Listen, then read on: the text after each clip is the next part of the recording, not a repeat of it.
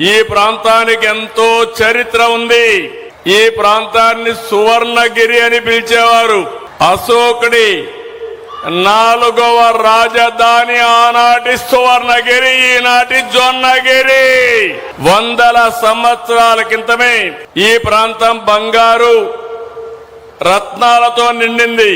ఇక్కడ దగ్గరలో లభించిన అశోకుడి ఎర్రగుడి శాసనాలు ఈ ప్రాంతం యొక్క వైభవాన్ని చాటి చెప్తున్నాయి. అవునా కాదా తమ్ముళ్ళు అని మిమ్మల్ని అడుగుతున్నా.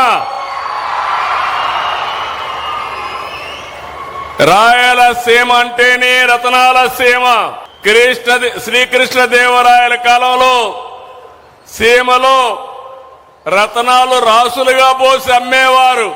ప్రపంచానికి కోహినూరు డైమండ్ కూడా అందించింది మన రాష్ట్రం నుంచి. నిన్నటి వరకు జొన్నగిరి, ఈ రోజటి నుంచి స్వర్ణగిరి అని మరొకసారి మీ అందరికీ తెలియజేస్తున్నా.